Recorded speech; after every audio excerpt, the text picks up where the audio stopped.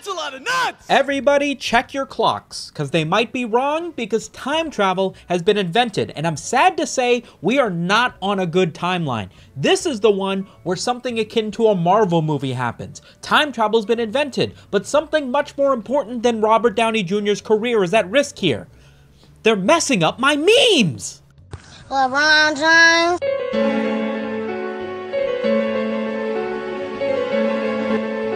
People have been using AI, and specifically Dream Machine, in order to make generative additions and altercations to video.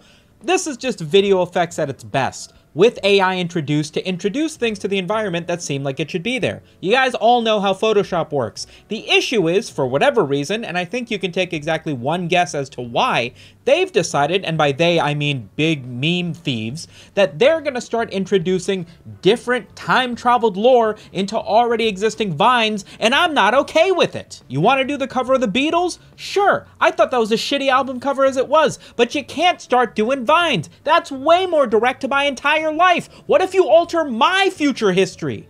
Drop the drum! It's okay, nigga. I got that weed card. Shit! I'm SpongeBob. Here's the thing about Vines, right? It's already something that feels like lost media. It isn't, because thankfully it took place during the era of the internet, so all the originals are very well documented in compilations on YouTube that you've already watched on repeat dozens of times to rekindle a time in your childhood that no longer exists. But remember that Vines were deleted in like 2014 or 2016. Only the best have survived from that era, and it seems like every single one of them have seen them at this point. We all know all the Vines, despite the fact that you haven't been making them for almost a decade at this point, and if somebody decides to start gaslighting you into thinking that they went differently than they actually did, I worry that this might induce a nationwide psychosis. Oh, Sumeto, you're overreacting. Stupid boomers scared of new technology on the internet. What's new? Take a look at this one. Look at the meme that's currently playing over my shoulder, huh? You're telling me that somebody who decided to make the Harambe event canon and different isn't going to be a pivotal moment in your existence? This is the single most important thing that's happened in human history, and you're gonna rewrite that? Tell me that's not crazy! Shinji, crank that, soldier boy.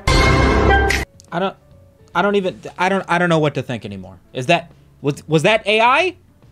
Did that happen in the show? My brain's I don't know anymore. I guess that happened. I don't know. I don't know why this one fills me with so much dread. I'm gonna be honest. I mean, when they did like AI generated images and ChatGPT, and they were feeding entire TV scripts into a bot, that was all AI, but it felt like it was all gonna turn into something funny to laugh at or result in even better memes. For some reason, generative video, in the way that it's currently being introduced into images and with classic Vines, kind of feels not destructive, because obviously the original Vines are always gonna be there, but it feels like a situation where, like, you know, like somebody will do a cover of a song, and then that will become more popular than the original song, but you really liked the original song? That's what this feels like, but shittier. I guess the reality is just because memes are such a core part of like what led me to do what I'm doing currently, that it almost feels like indirectly these people are altering my past. Like, what if I never got my start on YouTube because somebody time traveled and stopped me from doing it? What's good, YouTube, and welcome to Talk Show with Super Kinky Ninja. I'm your host, Zach Galifianakis. In this segment, I'll just be talking about things that I think are relevant, and hopefully you'll get a couple laughs out of it. If I could go back in time and shoot myself in the head, I would. The US government is looking to sue Adobe, the creators of Photoshop and Premiere and a bunch of other very popular, expensive softwares, because of misleading pricing models. Evidently, they state that Adobe has been actively trying to get people onto their subscription service and then purposefully making it extremely difficult to get out of them without large cancellation fees. Something that you've probably seen people bitch about at some point in their career. But at the end of the day, there isn't a lot you can do other than use Adobe. It's industry standard, so take my $30 a month, I guess. The biggest issue, though, and the reason that people have such a bad taste in their mouth, aside from the thousands of dollars that Adobe's probably siphoned out of every content creator over the last 10-15 years at this point, is the fact that Adobe recently made an announcement that they would be using Photoshop and whatever else and be able to keep track of whatever you're working on, Like, keep it on their cloud files and you can't opt out of it, which means any project that you're working on, anything that you throw into Photoshop might be seen by a completely different individual, like the fucking NSA spying on your computer. And I understand that that's probably to keep people from, I don't know, like distributing images that shouldn't be distributed on the internet, or counterfeiting, you know, secret documents or like currencies or whatever it may be. But like, go after, why's it gotta be everybody? You know what I mean? Is this really how we're cracking down on criminals? Is by recording my Photoshop screen? This is what my desktop looks like. I don't want anybody seeing this shit. He says as he posts it to his 100,000 subscriber YouTube channel. Transition. Justin Timberlake was recently arrested for drunk driving in the Hamptons in the middle of touring, and evidently the cop who arrested him was too young to recognize who he was. That has got to be the funniest headline I have read since 48 hours ago. I don't know.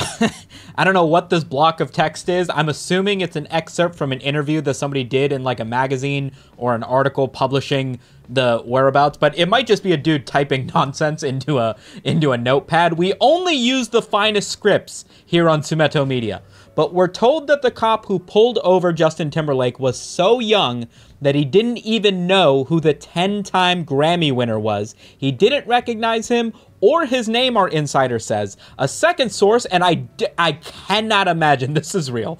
A second source adds that Justin said under his breath, "This is gonna ruin the tour." And then the cop replayed, "What tour?" And Justin said, "The world tour. The world tour of music that I'm doing is going to be delayed because you're arresting Justin Timberlake." How do you even get arrested for drunk driving in the Hamptons? I thought the whole point of the Hamptons was to be rich, famous, and be able to drive around like it's fucking Mario Kart with no repercussions. What am I even working towards if I can't drive drunk in the Hamptons one day? I could change your life if you give me that chance to be a man. I won't let you down. League streamer Dantes just broke up with his girlfriend because he said the relationship was taking too much energy and focus away from his ability to play League of Legends.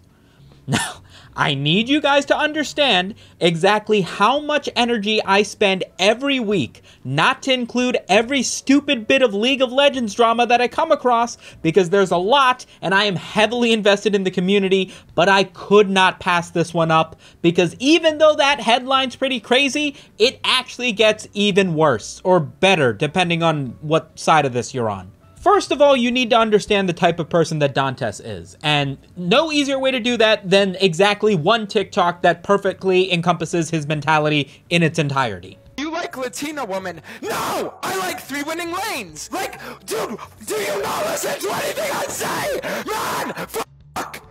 How can I sit here and tell you for 20 minutes about how I am mentally, and you ask me, do you like Latina women? Like, I don't give a fuck! The thing you have to understand about the League community is that not a lot of professional League players, and he's not a pro player, he's just a very good player, but not a lot of people who take the game seriously and reach the upper echelons of the League ladder are generally in super healthy relationships, right? You're talking about professional gamers and whether or not they're able to spend time with other people. The general purpose answer is no. So, when it was announced, or revealed rather on Instagram, that Dantes, somebody who has been grinding League non-stop, flying to different countries just to play on their servers to show that he's the best, even in Korea, randomly ended up with a girlfriend who, I might add, was relatively attractive by League standards. I don't mean this as an insult.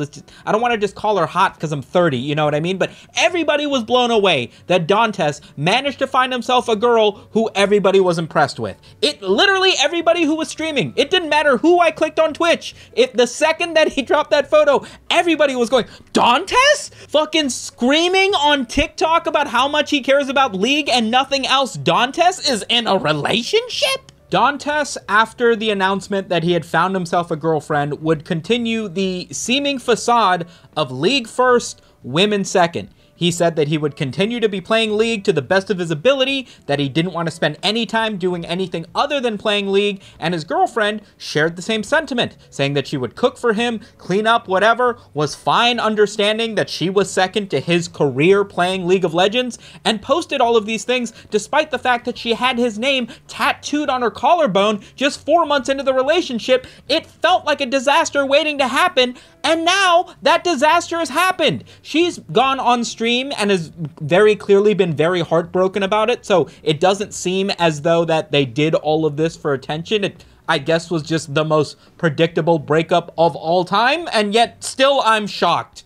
That being said, the comments under the tweet of Dantes saying that he is breaking up with his girlfriend, who is clearly heartbroken by this, so it seems like it was his decision, in order to focus even more so on the video game that he plays professionally, despite the fact that she was totally okay with being second to the video game, has been relentless. Obviously, I feel bad for his girlfriend, right? Because it was nice to see what seemed like a healthy couple in a space that lacks a lot of healthy couples, and obviously, if it was working to some extent, it feels bad to break up with somebody if you did care for them, saying that it's because you need to focus on your video game. I think in reality, these guys are pretty young, and the sincerity of it is that they probably didn't get along as well as it seemed on screen as they did behind the scenes, because at least to me, a psychologically normal human, if you did actually want to be with somebody and the only thing getting in the way was the fact that you wanted to play 18 hours of video games